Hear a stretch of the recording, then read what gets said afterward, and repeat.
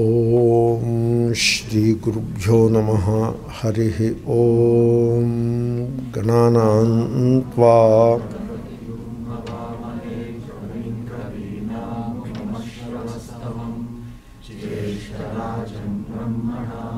బ్రహ్మణస్పత ఆనశృణ్వన్నోతిభిः సీదసాదనం. శ్రీమహాగణాధిపతయే నమః. సదాశివసమారంభాం శంకరాచార్యమధ్యమాం అస్మదాచార్యపర్యంతాం వందే. వ్యోమాదిపంచభూతస్థా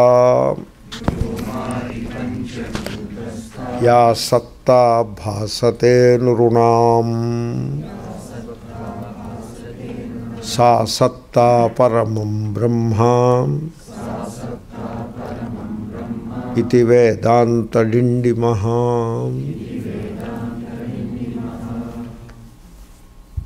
You see, generally we have a way of looking at things which is steeped in division. Like, what is before me is the world, and what I am, what am I? So, the knowledge. I am the conscious being. I am always knowing things, and so the world is before me, and I am the knower of the world. This is how we begin. And now, if the world is before me, and I am always facing it, experiencing it, and then I did not put it in place, and so there must be an agent who has put this world in place, and the name of that agent is Ishvara. And so that Ishvara is somewhere away. This is how the human mind divides the reality into three things.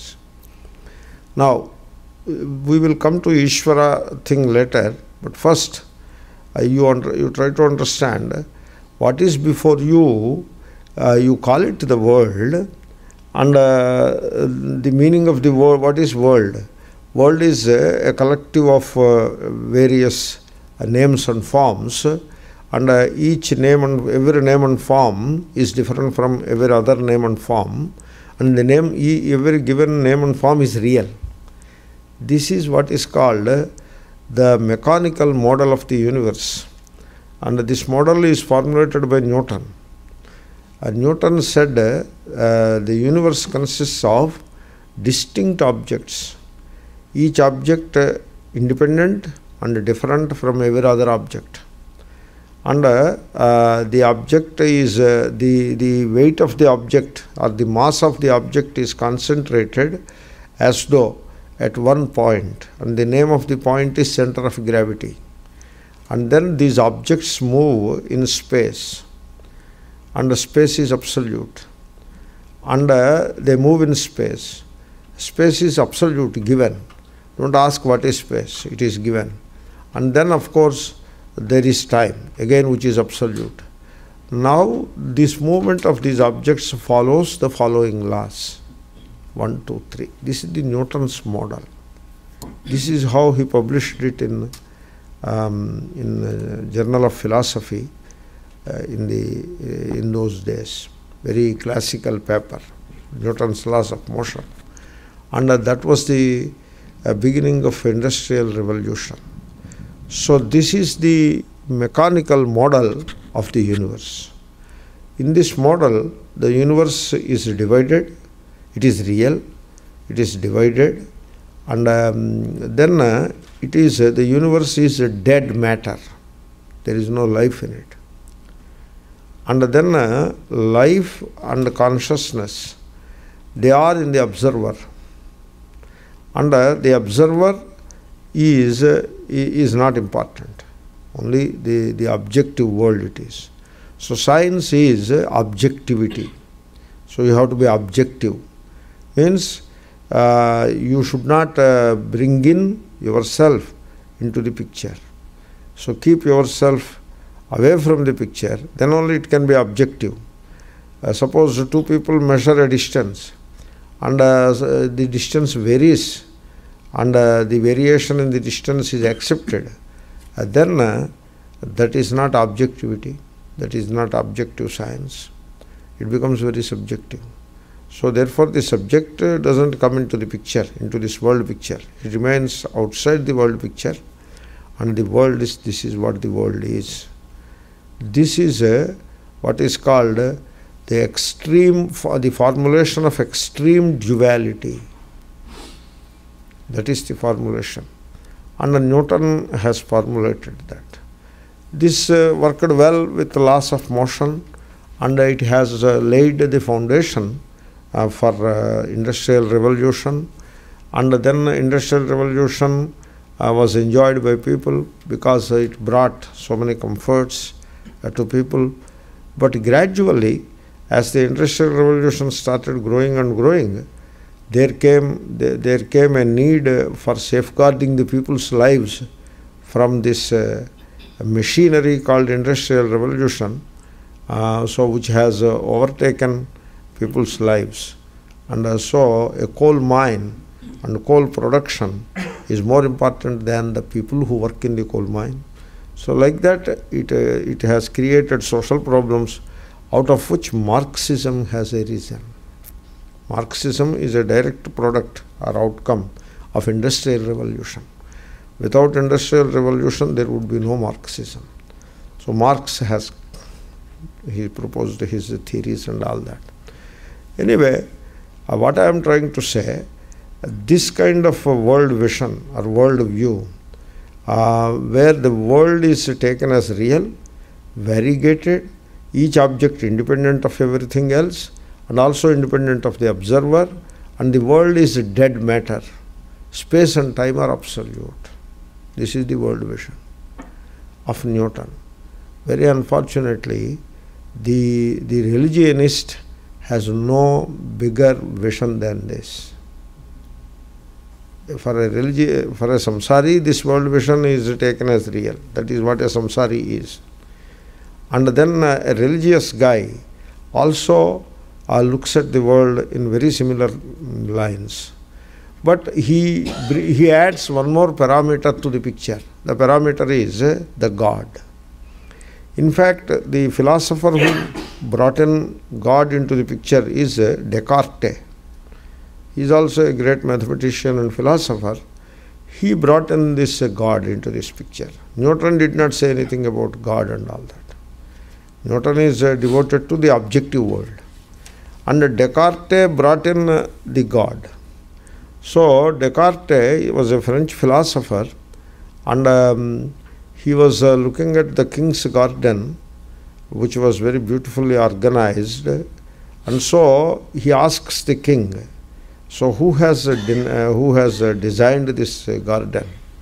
So the king said, there is an architect who lives in such and such area in a building. He designed this garden.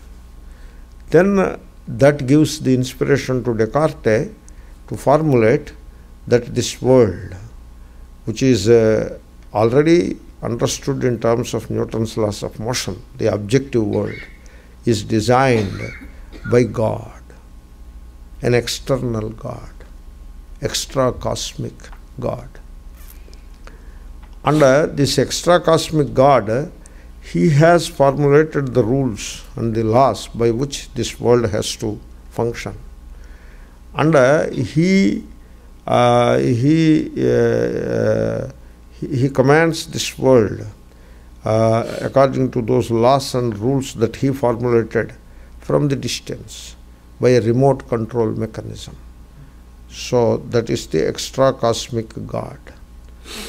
And then having addressed the issue of God, Descartes has now, he has the responsibility of addressing the individual, the subject, because Newton did not address the subject. That is not his lookout. He is a scientist, objective. Scientist means objectivity. Therefore, he doesn't care for the subject. Subject is irrelevant. Objectivity alone is important. And therefore, it is now the responsibility of the philosopher Descartes to fill in that gap of the subject.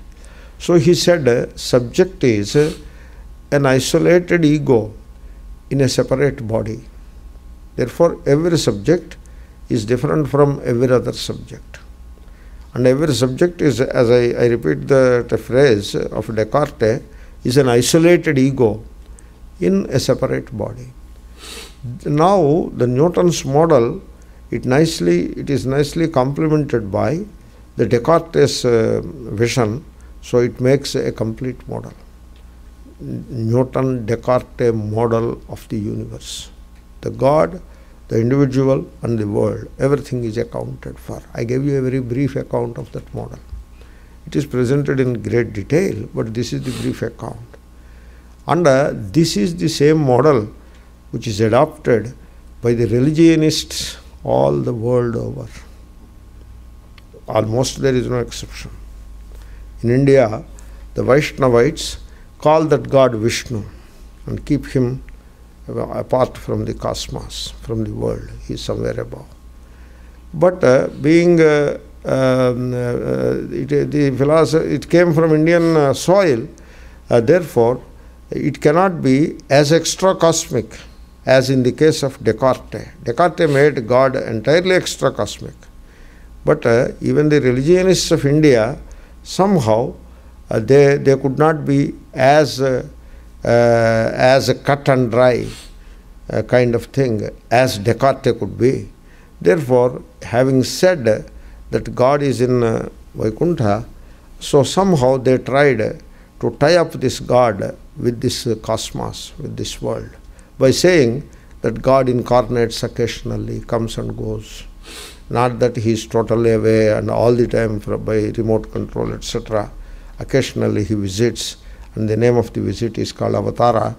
And then God is more intrinsic than what Descartes has visualized.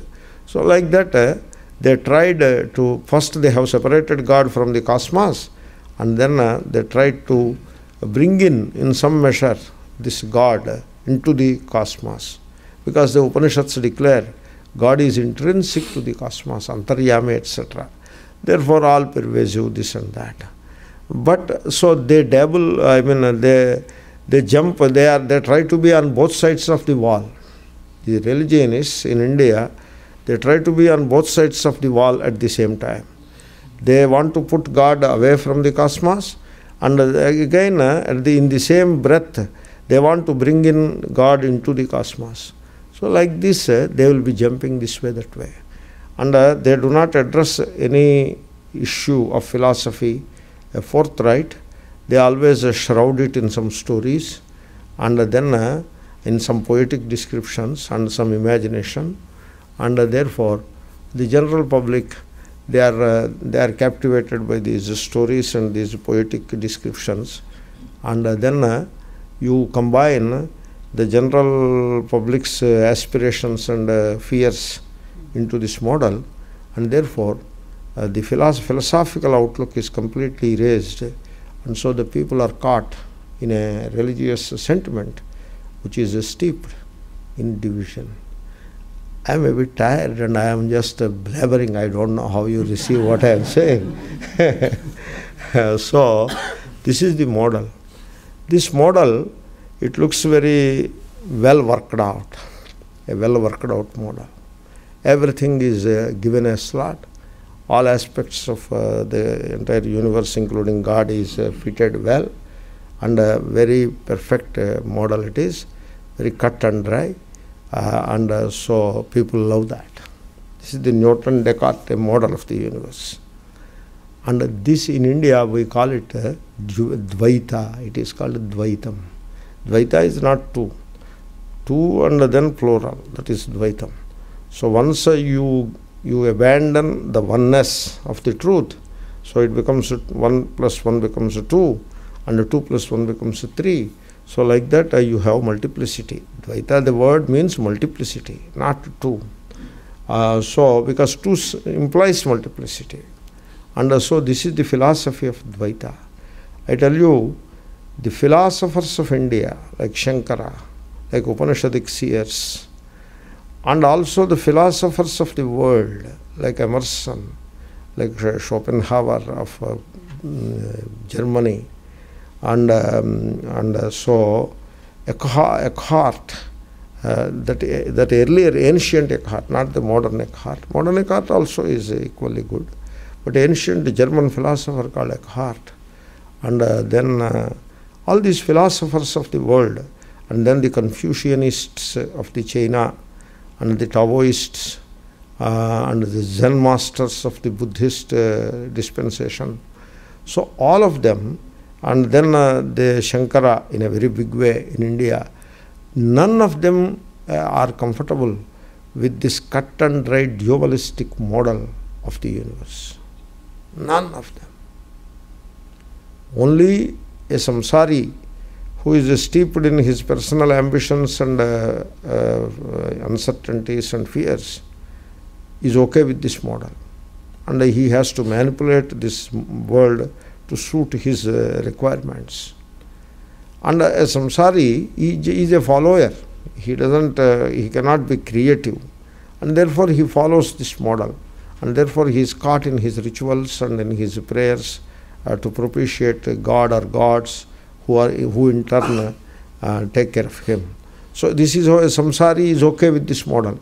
Because samsari doesn't have that leisure, that inner space to examine such an extreme formulation of duality. Is it correct like that? He cannot formulate like that.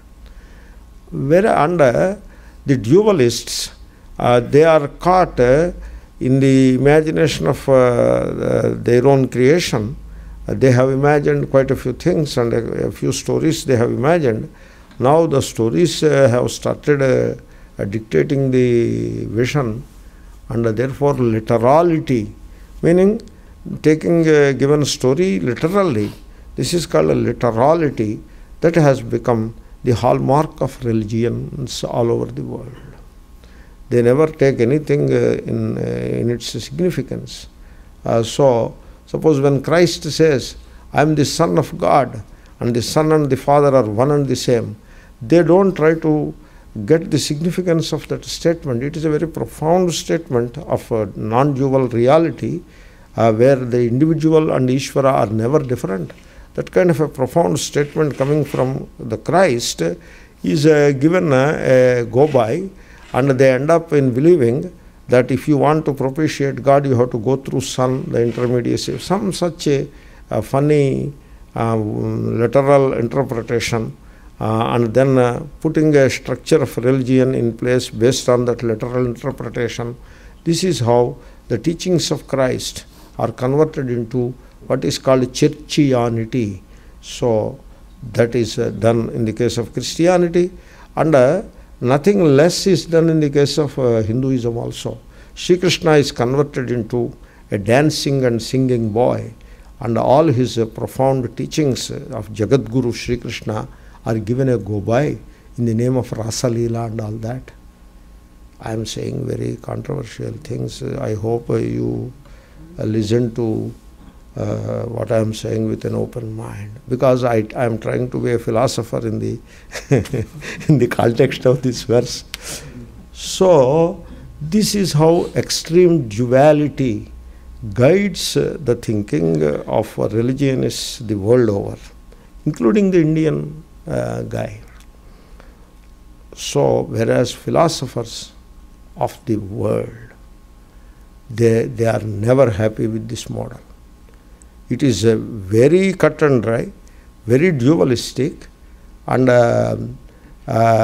it completely snaps any connection between the individual and the world around him, and it completely snaps any unity between the individual and God. My God, this kind of thinking, vision, it serves industrial revolution all right, but this is the foundation of industrial revolution, but it doesn't serve even the environment well, because it is all dead matter lying there all around you, only to be exploited. There is nothing sacred about it. All sacred is above in heaven, and this is all dead matter only to be exploited. And animals have no soul, trees have no soul, and so you can just exploit it as much as you can. That is the philosophy which is suited industrial revolution very well.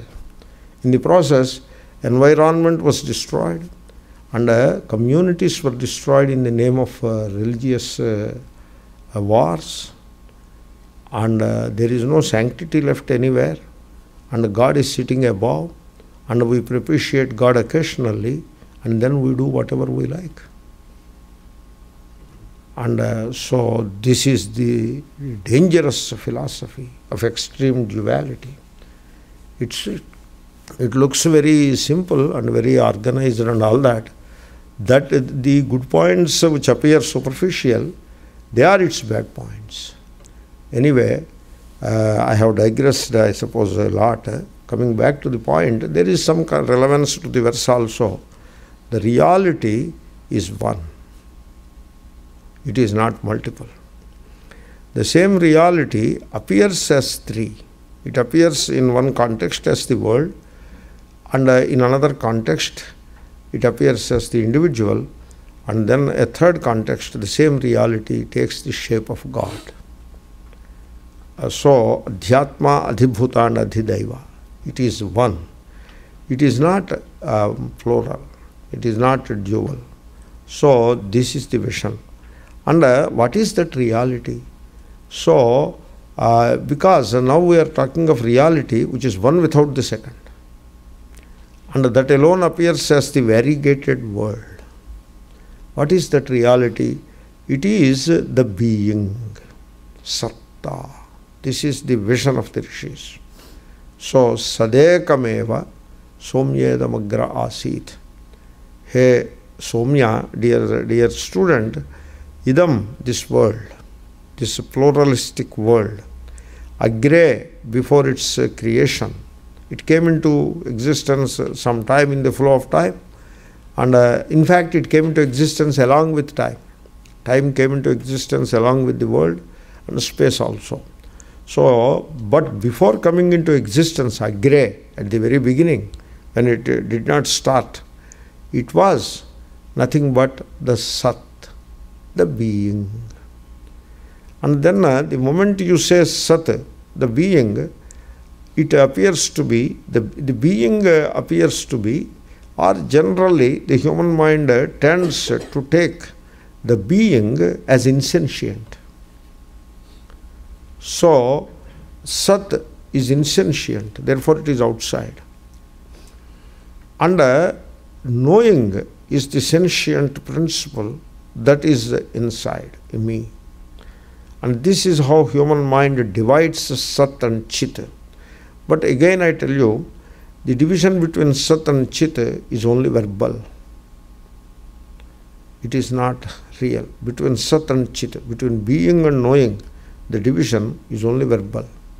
It is not real. This aspect I have discussed. I will ask you to consider one example where this Sat and Chit division is verbal, is nicely demonstrated. That example is the dream experience. In dream, what you call being is no different from knowing. When you see a mountain, so the existence of the mountain is not different from the seeing of the mountain. The seeing of the mountain is the being of the mountain, and the being of the mountain is the seeing of the mountain. Both are one and the same. Therefore, dream world and dream consciousness, dream world, which is the being of the world, of the dream, and dream consciousness, which is the knowing of the dream world, which is the Chit, both are one and the same. They are not different. And you are that one and the same reality, which is the being of the dream world, and also which is the knowing of the dream world, that Satchit, that Sat of the dream world, which is same as the Chit of the dream world, that Satchit is you. So, you are the Satchit, and you are the Adhar, or the source, origin of that dream world. So, dream experience clearly demonstrates that the being of the mountain and the seeing of the mountain are one and the same. Sat and Chit are one and the same. Therefore, this being of this universe, the world, is not an insentient being. It is not Jada Satta. It is Chit itself. taken as Sat. Sat itself shining as Chit. So that is the non-duality, the Sat-Chit. And therefore, the Satta which appears as this universe is indeed the Brahman, that reality. That reality alone appears as the Satta of this universe. So, Sa Satta Paramam Brahma. Now, having formulated the vision, it should be made comprehensible. You should be able to comprehend that Satta as the entirety of this world. You should be able to do that. That way it has to be presented. Therefore, the rishis have visualized a wonderful model. You see, you are looking at flower. It is nothing but the being, the presence, taken as the name flower with the form flower. It is the presence only. So, for example, if you look at a flower, this looking is a bit confusing. Suppose you look at a flower, you feel you are sensing the name and form. So you are sensing you assume that you are sensing something, right? Looking means sensing, because eyesight is a sense organ. So when you are looking at the flower, you are sensing something. What is it that you are sensing? Yeah, I sense the rose. Rose is a name and form. So you think that you sense the rose. You do not sense the rose. You sense the presence. Even when you look at it, but through eyesight, you sense the presence. And then you clothe that presence with a name and form. That is the way you have to appreciate it. But with eyesight, it is a bit difficult to appreciate, because the eyesight, the name and form, they take over, and they are so glittering and so overbearing that they cover up the sense of presence. First it is the sense of presence, then the sense of presence is superimposed by name and form. The distinction you cannot really appreciate well in the case of eyesight. Therefore, keep the eyesight aside for a while. You rely upon the sense of touch, because sense of touch also is as good as eyesight. May not be as good as eyesight, but at least you can know the presence of the object with the sense of touch. Now I close the eyes and I touch it. When I touch it, do I touch the rose in the very first instant, or first I touch the presence? I sense do I sense the rose right away, or do I sense some presence? Oh, something is here. First I sense the presence, and then based on earlier samskaras, oh, it is very soft, oh, it has a stem, and therefore it must be a flower. And then take it to the nose, and again based on earlier samskaras, oh, it is the rose. So the name and form, the clothing of the name and form will come later.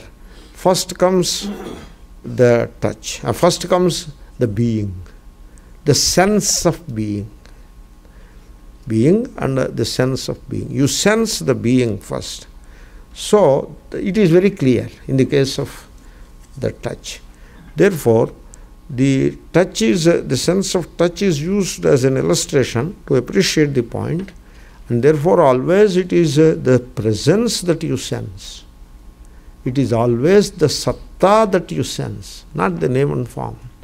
Always the satta. But the mind functions in such a quick way that instantly it clothes the presence in a name and form. That's why what you have is presence, but what you perceive is a name and form. This is how Namarupa becomes a cover. It covers up the presence.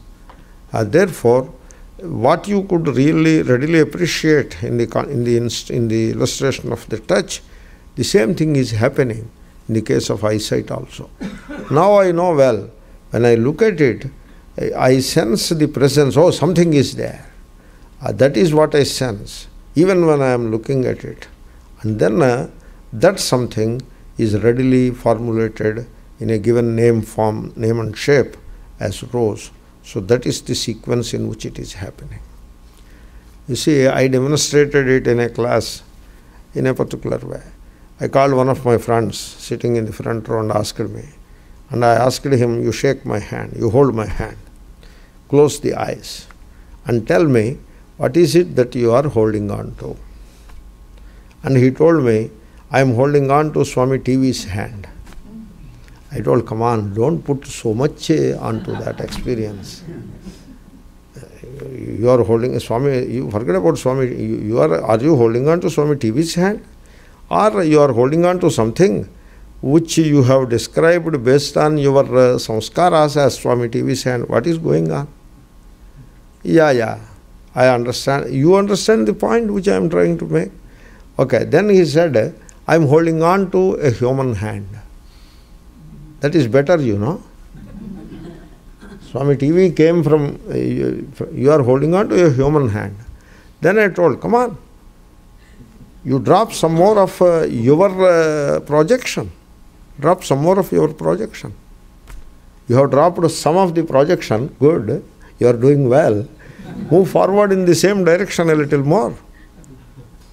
I am holding on to a part of a body or hand. You drop it further. Hand is a superimposition. Drop it. Go to the very basics. Fundamentally, what is it that you are sensing? He came to the point after some prodding, he is sensing thus the presence, the easiness, that is what he is sensing. You always sense the easiness and then put a cloak around it in the form of name and form. That's why it is the glory of the rishis. They said the name and form are not outside. The name and form come from within. Vacharambhanam vikaro namadheyam. Namadheya, it is name alone. Dheya matrarthe dheya pratyayaha. It is name alone. Nama matram. And that name alone means there is no reality to that. That is the meaning of the word nama dheya, alone. Only a name means it is not real. Vacharambhanam. Then if it is not real, it doesn't have its validation in the vastu, in the reality. Then where does it originate? Vacharambhanam. So Shankara says, Vagalambana matra mityetat. So when you say the flower or the pot, the foundation on which this idea pot came is walk, speech. That is its anchor. Alambanam is the anchor. So the potness has its anchor, not in the thing which is. The potness has its anchor in speech. And speech coming from the mind. Speech is the name and mind is the form or shape. That is how it is operating. And murtiketyeva satyam. So mrut is matter. Anyway, so this is the vision of the rishis. So when you are sensing the world, either through eyesight or through ears or whatever, when you are sensing the world, you are not sensing a multiplicity of names and forms. It is the mind which makes you believe that you are sensing a multiplicity of names and forms. Therefore, the world that you believe is outside is not in the outside, like that pot. It is a projection of the mind. That's why Bhagavan Ramana Maharshi used to say so often, so well, that there is the world only when there is the movement of mind. So he used to apply the principle of some principle is there. It has got some nice name also. When A is, B is. When A is not, B is not. That shows that B has its origin in A. There is some such principle. So he used to put this principle. Yad bhave, yad bhavaha. Tad bhavaha. Yad abhave, tadabhavaha. Like that he used to say. Therefore, when the mind is functional, you have a world. And when the mind is not functioning, you don't have a world. In fact, I knew a philosopher who used to ask the dualists in some discussions, where is your world? Where is your duality when there is no mind?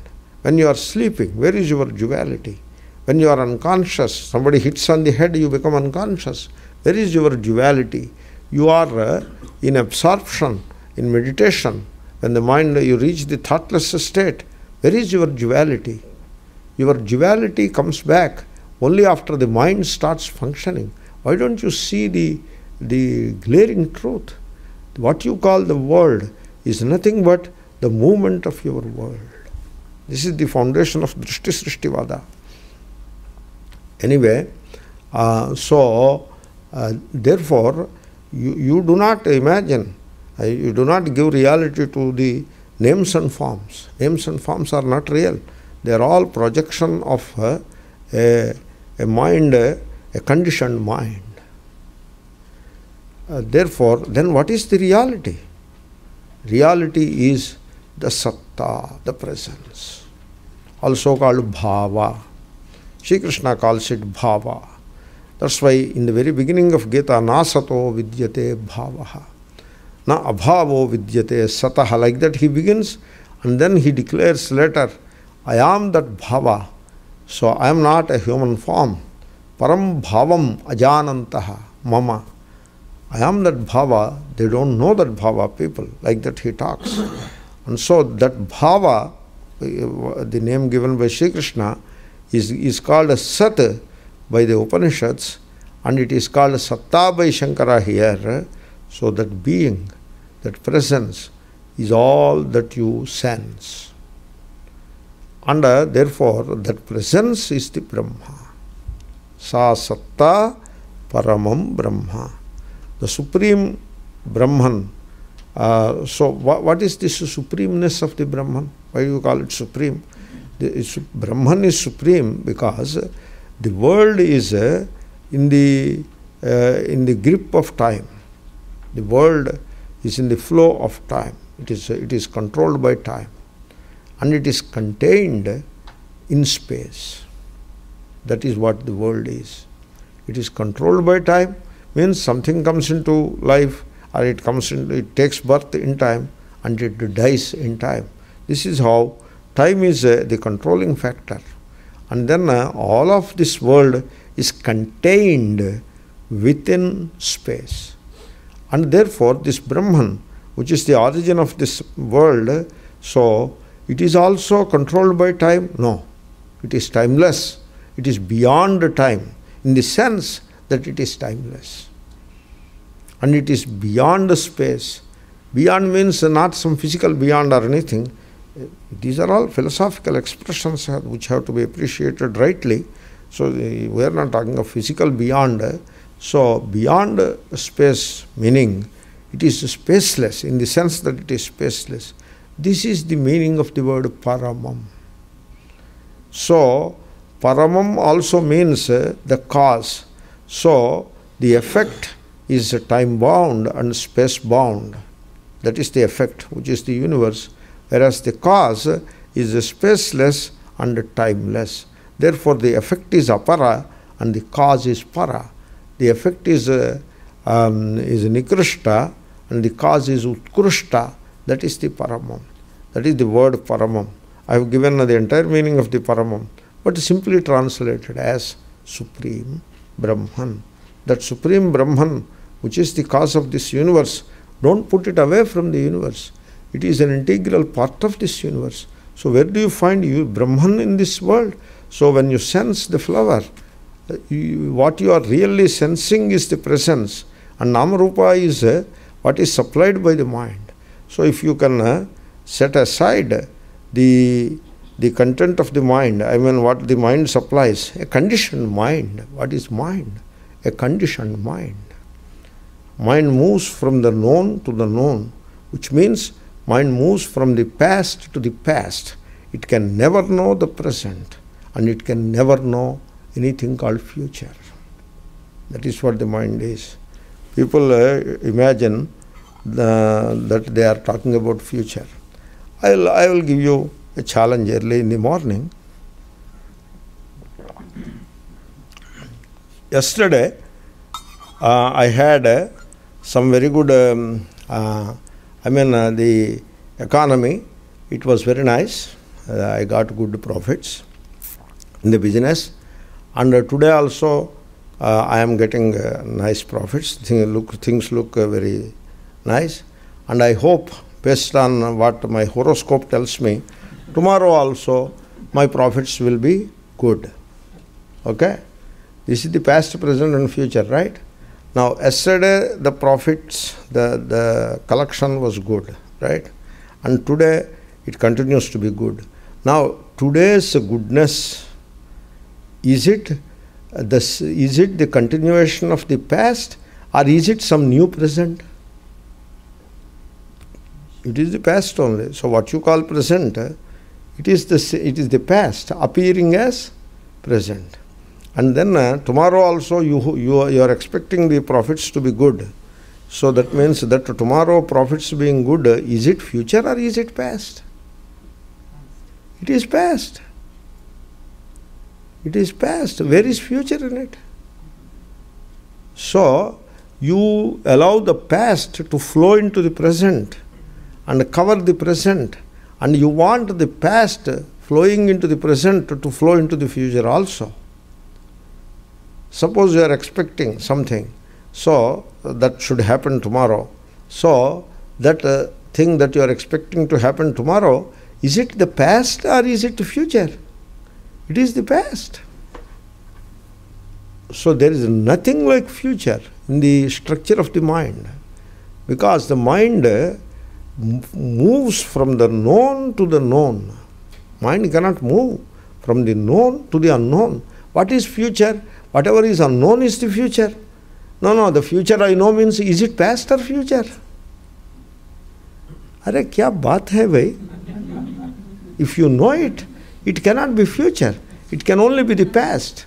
That's why any astrologer, whatever he may say, is going to be the past only. It is coming from the past. It can never ever have the flavor of future, because the future is utterly unknown. Utterly unknown. That is what the future is.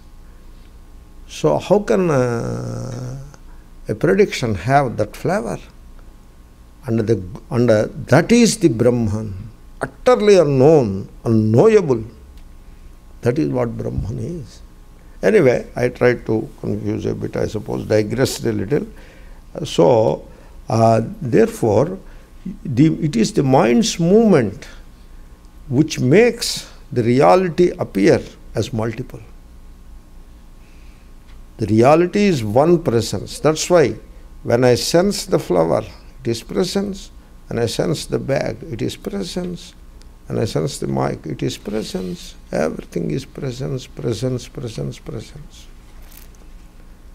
And it is the mind with all its predilections that gives names and shapes to the sensations.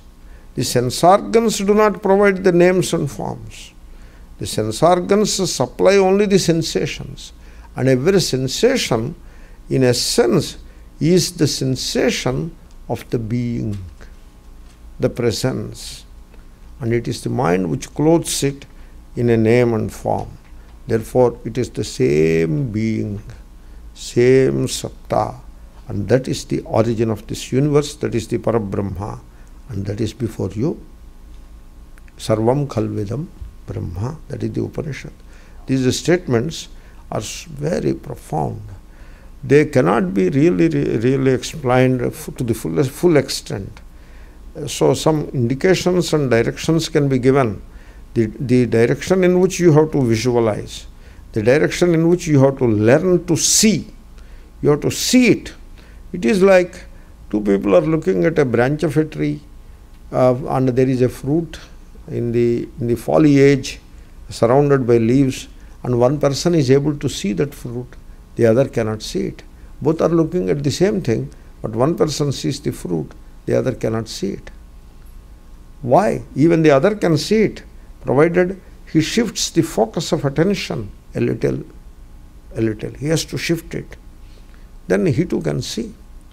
Similarly, you are looking at the world and you see the names and forms. You do not see Brahman. Whereas a rishi, he looks at the same world and he says, Sarvam Khalvidam Brahma. He says Sarvam is the names and forms, the multiplicity of names and forms. He sees that also. He is not a dumb guy to miss it.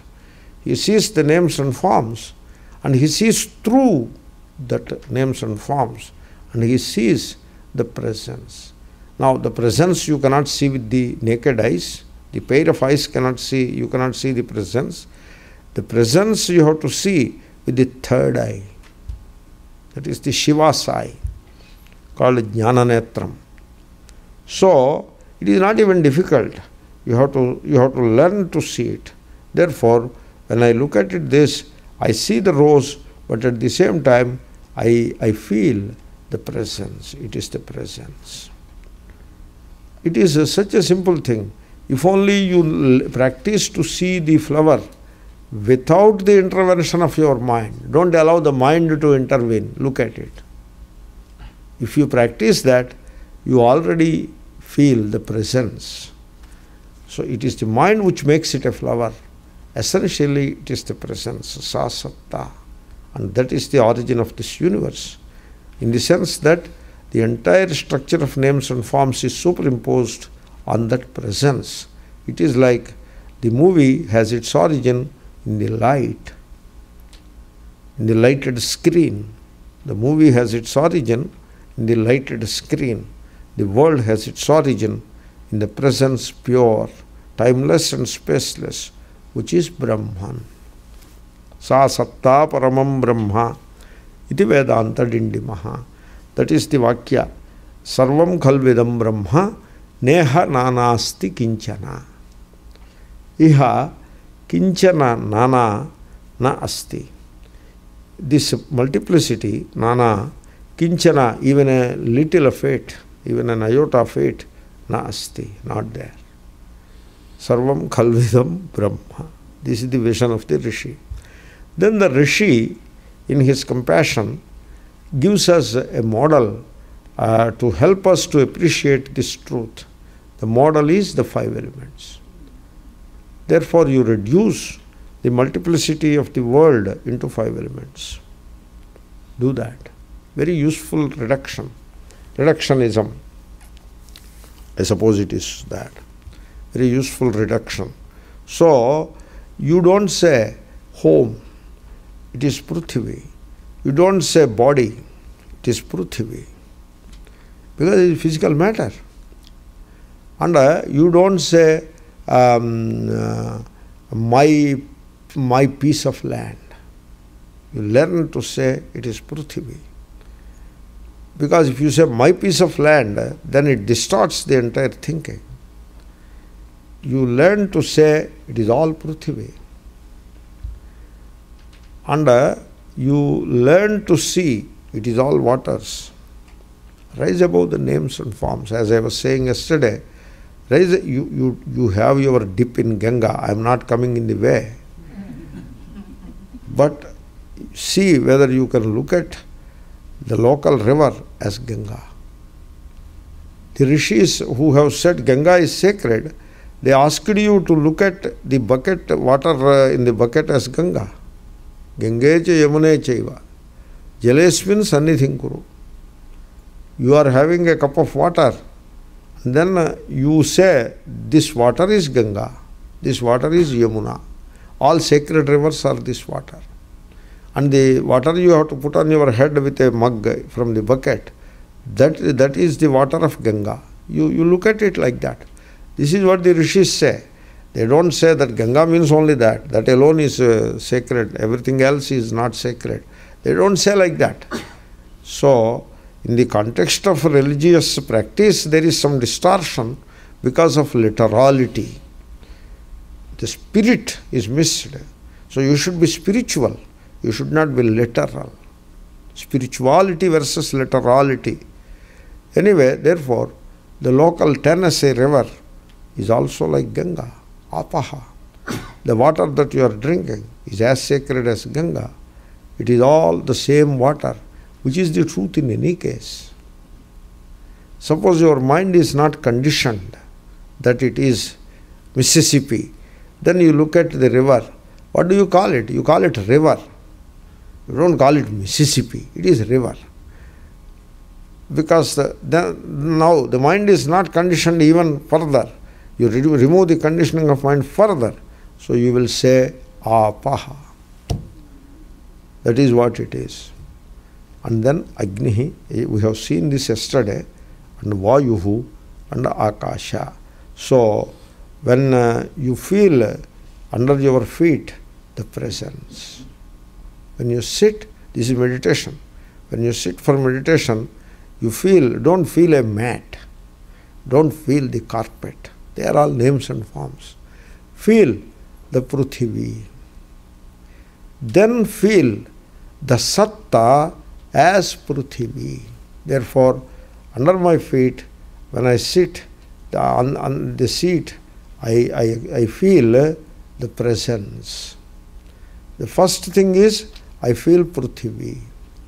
Then the next, one more step is, I feel Prithvi Satta, the presence in the form of Prithvi.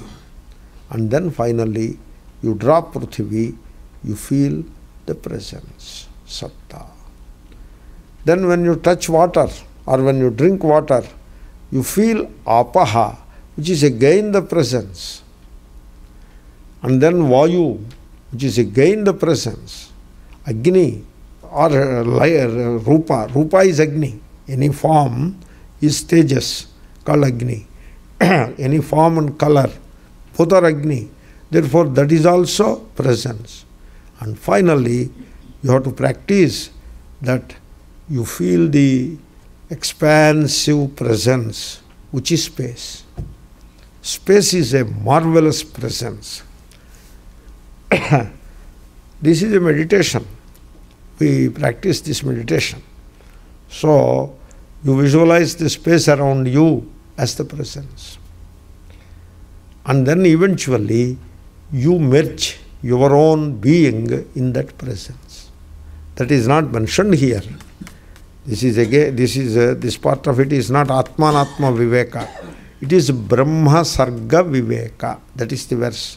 What you have before you is not so much of the world of names and forms as it is the presence. The Prithvi Satta, Jala Satta, Agni Satta, Vayu Satta, Akasha Satta. It is the same Satta, appearing as Prithvi at one end and Akasha at the other end of the spectrum. It is like the radio, this electromagnetic spectrum. It has gamma rays at one end and radio waves at the other end. That is the spectrum. As the wavelength increases, the spectrum spreads from left to right. As the wavelength decreases, the spectrum spreads from right to left. A similar spectrum here, Prithvi, Apaha, Agnihi, Vayuhu, Akashaha. As the subtlety increases, subtle. What is subtle? Having more qualities or more attributes is the grossness, having less attributes is the subtleness. Therefore, Prithvi has 5 attributes, Apaha 4, Agni 3, Vayu 2, Akasha 1, and Brahman none. So, Swami Vivekananda has presented this picture in a very unique way. He said, it is all tapered satta. Tapered. You know that word? Tapering. So, satta in a very crude form, don't say crude, in a very gross form is Prithvi, presence. Whereas satta in a very subtle form is Akasha. Even in meditation, you can feel the satta as Prithvi very solid way. Whereas you cannot feel the satta as akasha in such a solid way, but still you can feel it. Satta akasha, you can feel it all around you, like a fish can feel the water all around it, and the akasha you feel, so it is all around you. But you cannot feel it the same way as you feel Prithvi. Prithvi is very gross, whereas akasha is very subtle. Therefore it is a tapered being, tapered. And that is the satta. So that model of the five elements, it is meant not to establish that five elements, they are sitting there and they are real. Then it cannot be Advaita. The Panchikaranam cannot be Advaita if that is the way it is taken. It should not be taken that way. All descriptions are not meant to validate the plurality. They are meant to merge the experience of plurality into one real. So that is the satta. Yomadi panchabhutastha. Anyway, a lot is said about it. We'll go to the next verse. Yomadi panchabhutastha ya chide kanubhuyate sa chideva param brahma iti vedanta dindimaha. You see, you have to understand what is called chit. Chit, another synonym is jnanam. They use the word jnanam. Satyam jnanam anantam brahma is like that only, jnanam. It is not the cognitive knowledge. Jnaptihi, the pure knowingness. That is what called jnanam. It is not like ghata jnanam, etc. It is the raw material from which ghata jnana, pata jnana, kudya jnana, all these jnanas happen. That is the chit, the awareness. So, you have to appreciate the glory of awareness. In fact, you are that awareness. In appreciating the glory of the awareness, you appreciate your own glory. So, you see, in awareness, there are no divisions. What comes to light in awareness is divided, but awareness itself is not divided. Like I tell you how. Here is the eyesight, and here there are five objects. So, now the sight of the flower, the sight of the clock, the sight of the mic, etc. But the objects that are seen are many, but the eyesight which illuminates them is one. Eyesight is not many. The seen things are many. Therefore, the manyness of the seen does not make eyesight plural. Eyesight remains one. Then, you go one step forward. Rupa jnanam. You are aware of the forms and you are aware of the sounds. So, shabda jnanam. Now, shabda jnanam and rupa jnanam. So, are they different or are they same? So, you have to cautiously put the words. So, shabda is not same as rupa. Shabda is different from rupa. Shabda is what you sense through ears, and rupa is what you sense with the eyes. They are different. But what brings shabda to light, that is the shabda jnanam. And what brings rupa to light, that is the rupa jnanam. That jnanam that underlies the cognition of forms and the cognition of sounds is same. It is not different. So therefore, we conclude that the variety of the scene, drishya, it should not be confused with the druk. The druk, the chit, druk is another synonym for chit.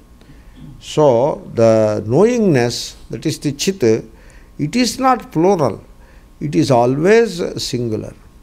You see, Schrodinger, another great Upanishadic philosopher, he has written a book called What is Life?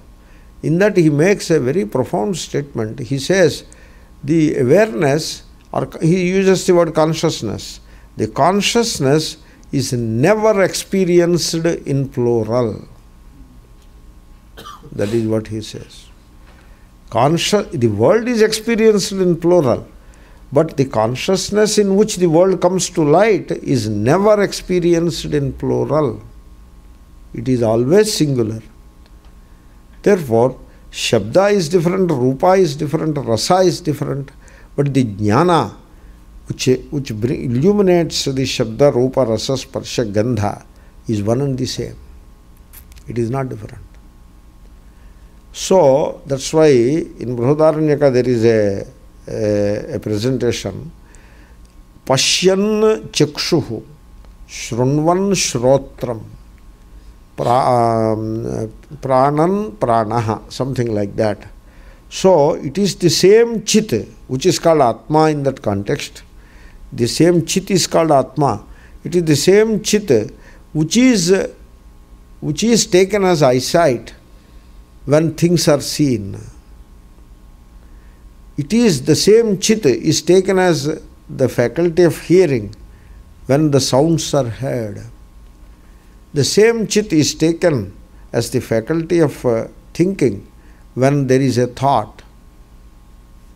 So, Pashyams chakshuh shrunvan shrotram, the same chit is called prana when there is inhalation and exhalation in the context of respiration. So, it is the same Atma, same chit which appears as multiple functions of the sense organs. Therefore, there is no, based on the variety of objects that are illumined and based on the variety of the sense organs that are made functional by the chit, and based on the multiplicity of thoughts and the variety of thoughts, based on this variety, you should not assume that chit is multiple. Chit is always one.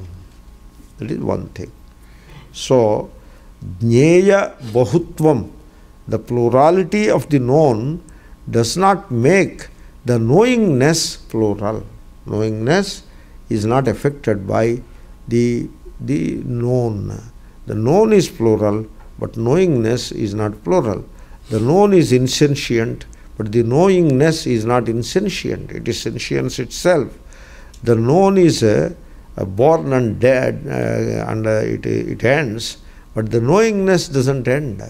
It remains what it is. So, this one aspect. Vastu parichheda is not there in the chit. Then, you see, I say here and there.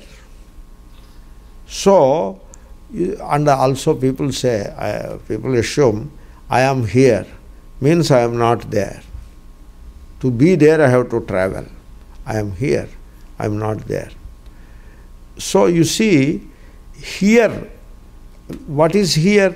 Here is an idea that has to come to light. There is knowledge of here, there is knowledge of there.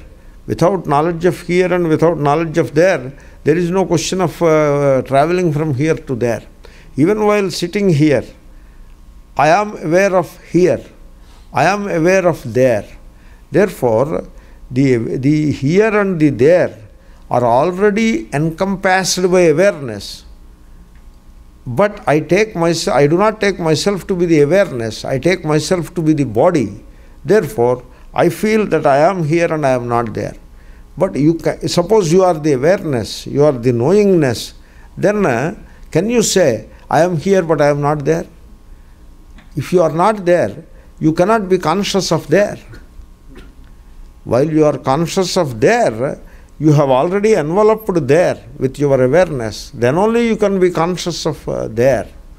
Therefore, here is in your awareness, there is also in your awareness. Nothing is outside your awareness. Nothing can be outside in your awareness. You can only speculate what it could be, that it is outside the domain of awareness. You can only speculate. It has no validity whatsoever. So, what you call here and what you call there both are enveloped, are pervaded by the awareness. Then only both come to light. And because we casually or habitually identify with the body, we make a distinction that I am here and I am not there. In fact, to say I am here and I am not there, you as the awareness must have enveloped here, there, and also the space in between. Everything you must have enveloped. Then only you can say, I am here but I am not there. But in saying so, you have proved that you are here as well as there. You see, a person was giving witness in a court case. He said, at that spot, at that moment, there was nobody. That is the witness he gave. Then the judge said, for your statement to be true, it must be wrong. Because you were there. Similarly, I am here, I am not there. For that statement to be true, you must be wrong. So you must have enveloped both. This very deep-rooted habit of identifying with the body makes you feel that you are here and you are not there. But if you are the awareness, the entire, suppose I ask you a question, you are looking at the sun, early morning prayer, you are looking at the sun. Now where is the sun? You think the sun is 8 light minutes away. Big distance it is. Sun is 8 light minutes away.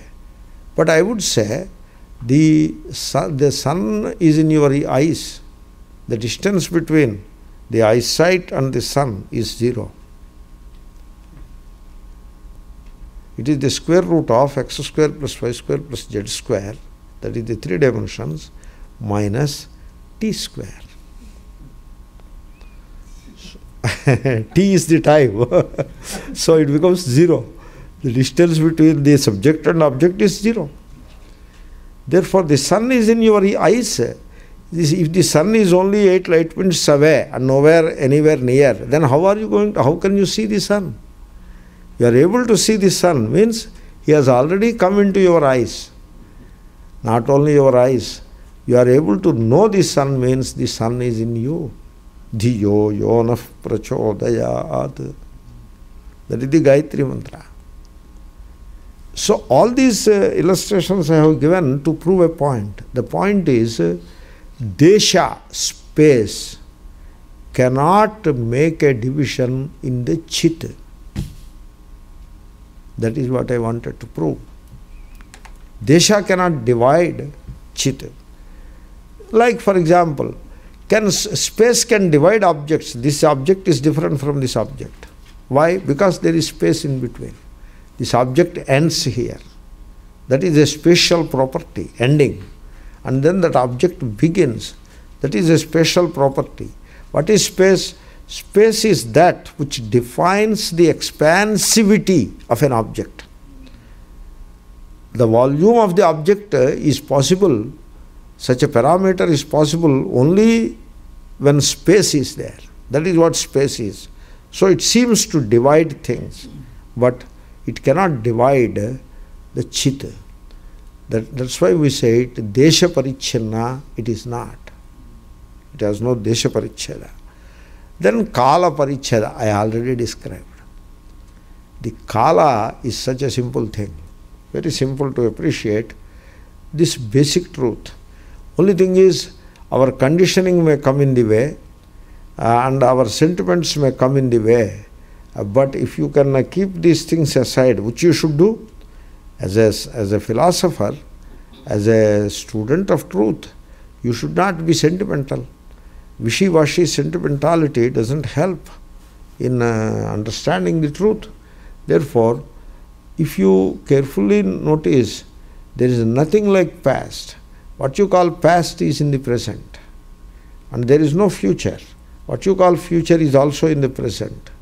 And when past and present or future are stripped off, then what remains, what you call present, it is no more present. And then what is it? It is the presence. What is the presence. And that is the present. And so, you are always in the present. You are always in the now. A person is traveling in a train. Train started at 6 in the morning and reached the destination at 12 in the afternoon. At 6:30, where is he? In the train. At 7, where is he? In the train. At 9, where is he? In the train. Between the 2 points, at any given time, where is he? In the train. So, at 9 o'clock, you look at, you take 9 o'clock as the spot. Before 9 o'clock, that is past, where is he? In the train. 9 o'clock, present, where is he? In the train. In the future, between 9 o'clock and 12 o'clock, where will he be? In the train. He will not be anywhere else except in the train. And that train is the now. Now. You are now. Again you are now. Again you are now. Now, now, now. Where is your past? In the now. Where is your future? In the now. Then what is that now? Minus past and future, what is the now? That is myself, the Chit. And therefore, the Chit cannot be divided into pieces based on time. It is Kala Paricheda Rahitam. There is no Kala Paricheda, the division caused by time, in the Chit. You are that Chit. If you care to look at yourself carefully, you can see that you don't have a past. You don't, unless you think of the past, you have to bring out the memory, then only there is past.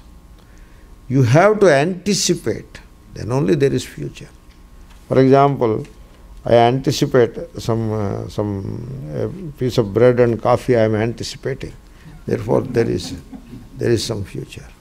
Otherwise, there is no future. You drop your anticipation and see what happens to the future. There will be no future. You drop your memory and see what happens to the past. There is no past. Therefore, the Chit, it illuminates the past and the future as the mind brings out the past and the future. The past and future and the flow of time are indeed the categories of the mind. They are not categories that divide Chit. So, Chit is one, Sa Chideva, and that Chit, that awareness, is indeed the Brahman. And you see, what about the Panchabhutas? Here is the very critical Vishama Ghattam of the Vedanta, is you cannot have Sat without Chit. When you say there is a mountain, the mountain exists only in the consciousness of the mountain. If there is no conscious being to cognize the mountain or to become conscious of the mountain, there cannot be a thing called mountain. Therefore, whatever is Sat is indeed Chit. So, what is Prithvi? The awareness of Prithvi is the Prithvi. The awareness of Apaha is the Apaha. Awareness of Tejas is Tejas. Awareness of Vayu is Vayu. And awareness of space is space. That's why space doesn't say, I am space. You say space. Why? Because you are aware of the space. Therefore, you declare space.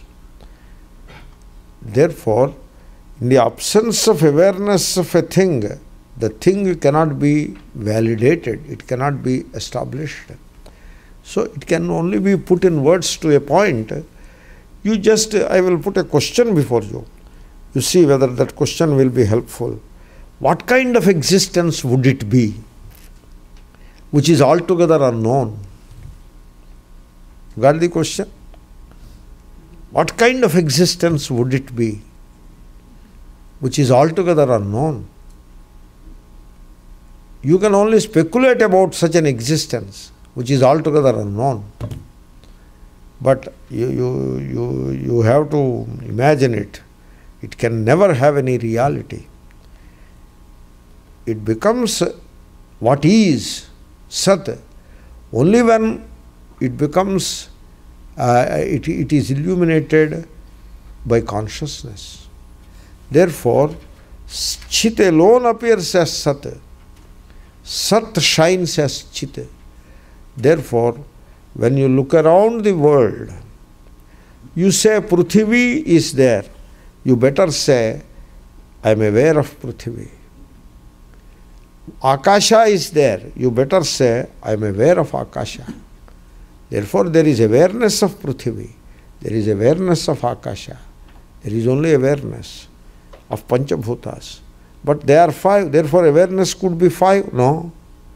The fiveness of the Panchabhutas will not make awareness, will not divide awareness into five. Awareness is still one. One without the second. Therefore, the entire universe is reduced to Panchabhutas, and the Panchabhutas are reduced to the presence in one context. They are reduced to the awareness of presence in the second context, thereby establishing the oneness of Sat and Chit. That is the verse. We'll continue. Om Purnamada Purnamidam Purnat Purnamudachyate Purnasya Purnamadaya Purnamevavashishyate. Om Shanti Shanti Shanti. Gurubhyo Namaha. Om Tat Sat. Shri Krishna.